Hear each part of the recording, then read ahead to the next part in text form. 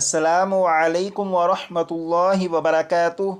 उम्मीद करता हूँ आप खैर व आफियत से होंगे। पारा नंबर 2 सूरतुल बकरा का रुकू नंबर 24 पढ़ेंगे। अऊज़ु बिल्लाहि मिनश शैतानिर रजीम। बिस्मिल्लाहिर रहमानिर रहीम। يسألونك عن الأهلة قل هي مواقيت للناس والحج وليس البر بأن تأتوا البيوت من ظهورها ولكن البر من اتقى وأتوا البيوت من أبوابها واتقوا الله لعلكم تفلحون. وقاتلوا في سبيل الله الذين يقاتلونكم ولا تعتدوا إن الله لا يحب المعتدين. واقتلوهم حيث ثقفتموهم وأخرجوهم من حيث أخرجوكم والفتنة أشد من القتل ولا تقاتلوهم عند المسجد الحرام حتى يقاتلوكم فيه فإن قاتلوكم فاقتلوهم كذلك جزاء الكافرين.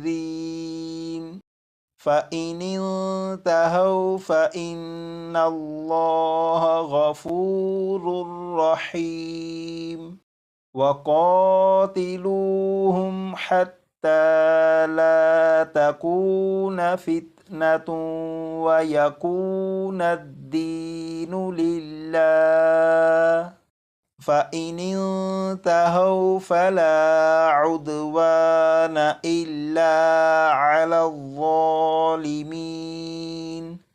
الشهر الحرام بالشهر الحرام والحرمات قصاص فمن اعتدى عليكم فاعتدوا عليه بمثل ما اعتدى عليكم واتقوا الله واعلموا أن الله مع المتقين. وأنفقوا في سبيل الله ولا تلقوا بأيديكم إلى التهلكة وأحسنوا إن الله يحب المحسنين.